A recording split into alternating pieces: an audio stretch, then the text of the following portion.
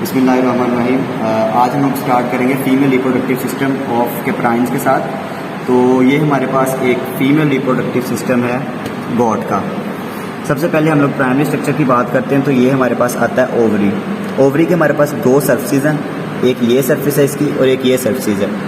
इसके दो पोल हैं, एक ये पोल है इसका और एक ये पोल है, ठीक है। इसके दो बॉर्डर्स हैं, एक ये फ्री बॉर्डर है और एक ज्वाइंटेड बॉर्डर है जो बॉडी के साथ ज्वाइंट होता है, ठीक है। आगे हम लोग बात करते हैं इसकी फेलोपियन ट्यूब स्ट्रक्चर आता है। फेलोपियन ट्यूब के 3 पार्ट्स हैं। सबसे पहला पार्ट जो है इसको इनफंडिबुलम कहते हैं, जो एक पाउच लाइक स्ट्रक्चर होता है जिसके अंदर जब ओव्यूलेशन होती है तो एग गिरता है। ओजेनेसिस बेसिकली हमारे पास ओवरी के अंदर हो रही होती है। इसके अंदर प्राइमरी फॉलिकल्स हैं हमारे पास, जैसा कि इधर हमारे पास एक स्ट्रक्चर है। इसके अंदर देखें,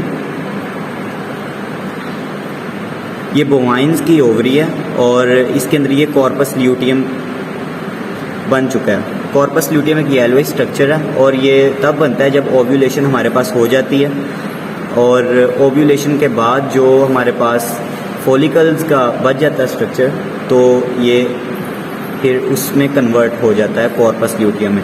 अच्छा जी, अब हम लोग इधर आते हैं तो इसमें देखें कि प्री ओवरी के बाद इनफंडिबुलम के बाद ये हमारे पास जो स्ट्रक्चर है इसको हम लोग कहेंगे एम्प्यूला।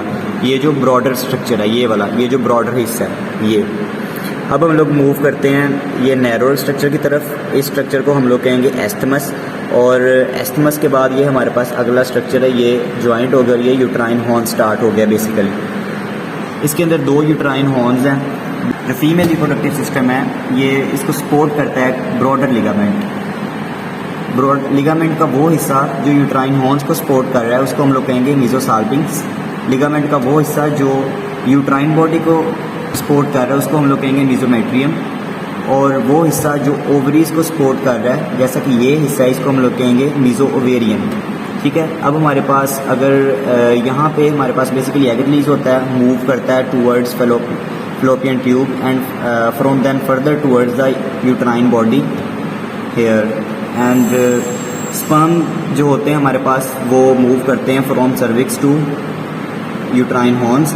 और बेसिकली जो हमारे पास अक्सर जो हमारे पास प्रेगनेंसी होती है या जो फर्टिलाइजेशन का प्रोसेस होता है वो इस जगह पे अक्सर होता है। अब हम लोग मूव करते हैं, ये हमारे पास इंटरकार्नुअल जो 2 यूट्राइन हॉर्न्स हैं उनके दरमियान इंटरकार्नुअल प्रोसेस है हमारे पास। इसको लिगामेंट कहेंगे हम लोग, इंटरकार्नुअल लिगामेंट। ये हमारे पास इंटरकार्नुअल जंक्शन है।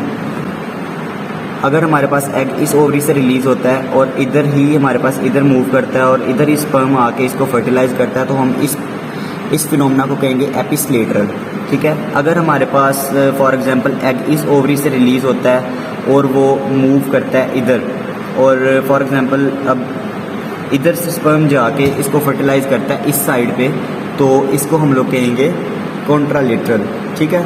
3 लेयर्स होती है रिप्रोडक्टिव ट्रैक्ट की। सिरोजा मस्कुलरिस लेयर होती है, उसके अंदर स्मूथ मसल्स होते हैं, आउटर लॉन्गिट्यूडनल और इनर सर्कुलर मसल्स होते हैं, और एक म्यूकोजा होता है जो ल्यूमन होता है, जैसा कि ये हमने एक डाइसेक्ट किया था। इसके अंदर ये जो ओवरऑल लेयर है हमारे पास, ये हमारे पास ल्यूमन की है जिसको हम लोग म्यूकोजा कहेंगे। और जो फिलोपियन ट्यूब होती है इसके अंदर कोलमनर सिलिएटेड और कोलमनर नॉन सिलिएटेड एपिथीलियम होती है। जो वेजाइनल एपिथीलियम होती है जो कि अब इसके आगे नहीं है, तो उसको हम लोग उसके अंदर एपिथीलियम चेंज होती है, उसके अंदर स्क्वेमस और क्यूबॉइडल एपिथीलियम होती है। जो हमारे पास ये इधर स्ट्रक्चर था